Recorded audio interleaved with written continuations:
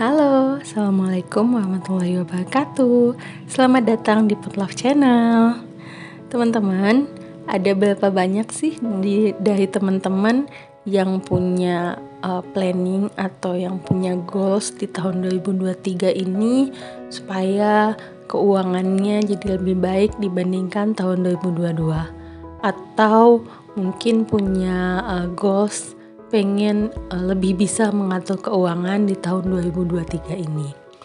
Nah, di sini aku mau share cara yang aku gunakan untuk mengatur keuangan rumah tangga aku.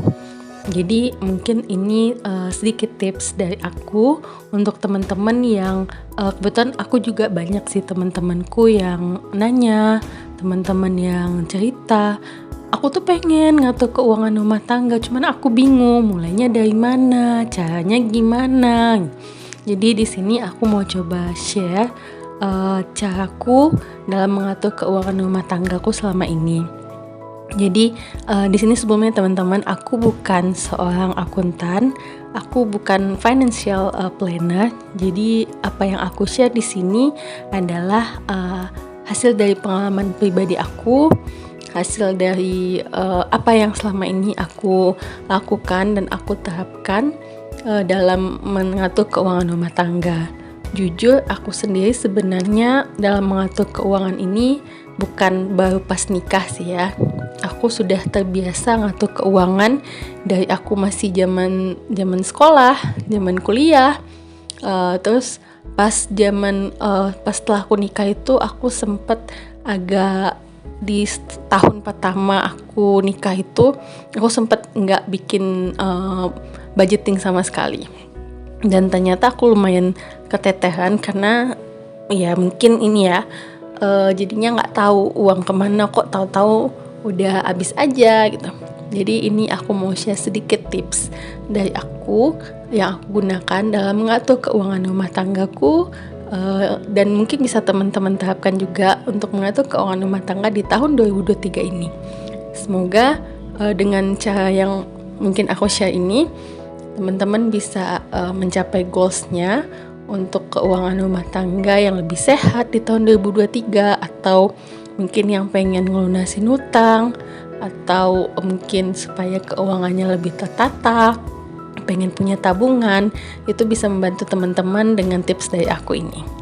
Jadi yang pertama, tips dari aku adalah catat jumlah pemasukan. Jadi dalam 1 bulan itu kalian catat jumlah pemasukan kalian. Mungkin kalau yang penghasilannya tetap di sini bisa ya, gampang gitu ya. Kalau yang suaminya kerja tiap bulan dapat gaji itu jelas, atau suami istri kerja tiap bulan dapat gaji itu jelas pemasukannya berapa. Jadi itu kalian catat pendapatan 1 bulan. Jadi kalau misalnya bulan lalu dapatnya berapa, mungkin masih sama bulan ini, berarti kan lebih gampang buat kalian menetapkan pendapatan kalian, udah tahu ya income-nya berapa. Dan income ini mungkin ada yang tetap, ada yang tidak tetap. Contoh tidak tetapnya mungkin kalau teman-teman punya usaha sampingan, misalnya ada yang jualan, atau mungkin punya kerjaan sampingan kayak afiliator gitu ya, atau bikin konten, itu kan termasuk pendapatan. Tapi pendapatannya tidak tetap karena memang tergantung income ini ya, hasil penjualan dan lain-lain gitu. Mungkin ada juga yang pendapatannya tuh harian, mingguan, atau bulanan. Yang penting adalah kalian tahu jumlah uang kalian, pemasukan kalian itu berapa. Terus yang kedua adalah catat jumlah pengeluaran.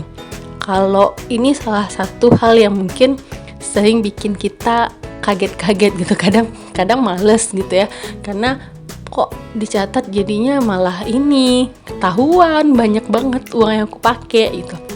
Salah satu tujuan mencatat pengeluaran adalah kalian bisa tracking kemana sih uang kalian selama ini. Jadi mungkin untuk bulan Januari ini, kalau teman-teman yang masih baru mau memulai, aku sarankan bulan Januari ini kalian catat aja dulu. Kalian tracking semua pengeluaran kalian, mau itu pengeluaran tetap ataupun pengeluaran tidak tetap. Pengeluaran tetap itu contohnya adalah cicilan. Jadi kalau yang punya cicilan, pengeluarannya kan tetap tuh, cicilannya tetap segitu aja gitu ya. Kalau yang pengeluaran tidak tetap, contohnya bisa listrik itu bisa masuk ke pengeluaran tidak tetap. Cuman bisa masuk pengeluaran tetap kalau ternyata listrik kalian ya budgetnya segitu-segitu aja, misalnya 100.000 tiap bulan. Jadi kalian bisa budgetin 100.000 tiap bulan. Kemudian ada lagi yang ketiga tipsnya, bagi uang dalam pos-pos pengeluaran tiap kali kalian dapat terima gaji, atau kalau yang terima upah atau yang dapat income lah, itu kalau bisa langsung dibagi dalam pos-pos pengeluaran. Nah, jadi pos-pos pengeluaran ini adalah pos-pos dimana itu yang kalian tracking tadi. Kalian tahu pengeluarannya, misalnya pos listrik, begitu nerima gaji langsung dimasukin tuh uangnya. Oh, kita tiap bulan listriknya 100.000. Nah, kalian langsung masukin. Ada beberapa temen mungkin yang pakai dompet disiplin gitu ya. Ada juga beberapa temen yang pakai amplop, atau ada juga yang mungkin cuman pakai kertas dilipet dibates-batesin gitu ya, supaya jelas, oh ini uang buat air galon misalnya, oh ini uang buat listrik. Apapun yang teman-teman gunakan buat membagi uang per pos pengeluaran ini nggak ada masalah, karena dalam budgeting itu kan nggak ada aturan oh harus pakai amplop, oh harus pakai dompet disiplin, oh kita harus punya buku agenda buat nulis budgeting yang bagus, harus punya spidol warna-warni. Nggak ada aturan itu. Jangan sampai karena aturan yang teman-teman buat sendiri seperti itu malah nggak jadi bikin budgetingnya gitu. Terus yang keempat tips dari aku adalah, sebelum kita bagi pos-pos ini, ya kita lihat dulu catatan pengeluaran kita di bulan sebelumnya. Jadi pos-pos pengeluaran ini dibagi sesuai dengan catatan pengeluaran kita di bulan sebelumnya. Dan yang kelima, jangan pernah lupa bikin pos nabung. Sekecil apapun itu yang tersisa dari gaji kalian atau dari income tiap bulannya, yang penting harus tetap nabung. Mungkin di beberapa orang ada yang pakai prinsip 20% dikeluarin dari awal dulu, dari gaji langsung ditabung. Yes, kalau aku sih prinsipnya senyamannya aja. Jadi kalau aku pribadi, nabung itu dari sisa pengeluaran. Jadi dari income aku dan suami dikurangi dengan uang kebutuhan kita dalam sebulan, baru itu yang aku gunakan untuk nabung. Dan yang terakhir, mulai lakukan aja. Jadi jangan mesti nunggu, oh iya bulan depan lagi deh, oh nanti deh aku pengen punya alat budgeting yang lengkap gitu, pengen beli alat-alat budgeting yang warna-warni, spidol ini itu. Gak usah dulu deh. Sekarang mulai aja dulu tracking pengeluaran teman-teman dan ketahui income-nya. Begitu kita udah tahu pengeluaran kita, begitu kita bisa tahu per posnya itu berapa, bulan depan kita bisa usahakan, kita bisa budgetin, dan kita bisa tekan mana yang menurut kita bisa ditekan. Jadi intinya lakukan aja dulu ya. Mungkin kalau dari aku, sekian tips dari aku. Mudah-mudahan bermanfaat. Terima kasih sudah menonton. Assalamualaikum warahmatullahi wabarakatuh. Dadah.